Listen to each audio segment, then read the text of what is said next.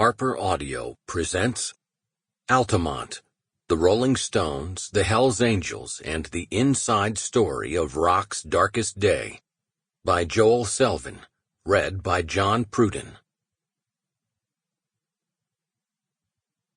Part 1. 1. Pipe Dreams. Rock Scully had passed through Heathrow Airport in London many times before. Growing up as the stepson of a respected international scholar and journalist, Scully had spent years living abroad, attending private schools and universities in Europe. He was not especially alarmed to be greeted in the almost friendly official tone of the British passport officer. "Mr. Scully? Right this way, sir." In October 1969, 6 weeks after Woodstock, it had become increasingly common to see visitors to England arrive wearing long hair and hippie garb. But Scully, the 24-year-old manager of the Grateful Dead, ringleader of the most resolute gang of San Francisco freaks, house band to the dawning of the LSD apocalypse and pioneer explorers of inner space, was a prince among California hippies and looked it. Scully appeared like nothing so much as Rasputin, his scarecrow frame topped with scraggly dark hair and an unkempt wispy beard. He had taken so much LSD, his pupils were little more than molten brown orbs floating in buttermilk. He was dressed head to toe in denim, his feet encased in exquisite hand-tooled cowboy boots. He had the odd feeling he had been expected.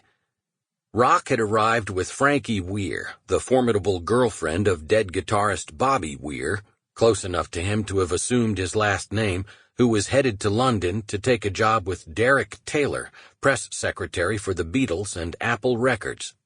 It was only on the flight to England that Rock realized that his ticket, which had been arranged for him by Lenny Hart, the father of dead drummer Mickey Hart, who had recently taken over some management responsibilities in regard to the Dead's business affairs, was one way. That struck him as odd, but so did a lot of things, and he put it out of his mind. Rock had their ticket stubs in his pocket. Rock was coming to London to show the Brits how real San Francisco hippies threw free concerts in the park. He was to meet with a production company called Black Hill Enterprises, which only 3 months before had presented a huge free concert in London's Hyde Park with the Rolling Stones. The company had invited Scully to meet with them to discuss similar possible concerts with the Dead and Jefferson Airplane, the other leading San Francisco hippie rock band. The Dead and the Airplane were closely associated, and Scully had gone to the airport straight from a meeting at the Airplane Mansion in San Francisco to discuss the prospect of the London concerts. In addition to talking business, Airplane guitarist Paul Kantner had handed Rock a small brown vial filled with pure Merck pharmaceutical cocaine. Scully tucked the vial in his pants pocket and headed for London. The passport official took Rock upstairs and showed him to a small room in Heathrow where 2 customs officers waited. One of the agents had a newspaper clipping with the headline about the Grateful Dead planning an LSD fest in Hyde Park. They started to paw through Rock's luggage. The first thing that came to their attention was Rock's mojo, the eagle feather and bear claw and other Native American artifacts that he routinely traveled with. He had also loaded up on turquoise jewelry and bracelets that he knew the English would love.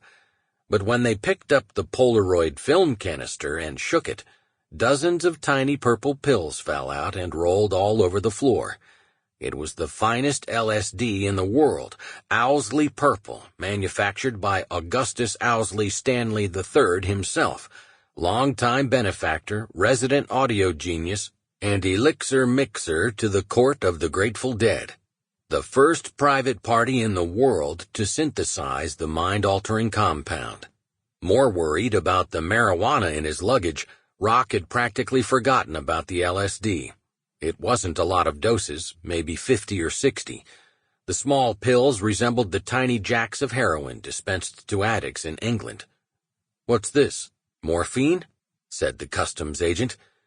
The 2 men whisked Rock away by his arms into an interrogation room, and he was quickly stripped to his boxer shorts.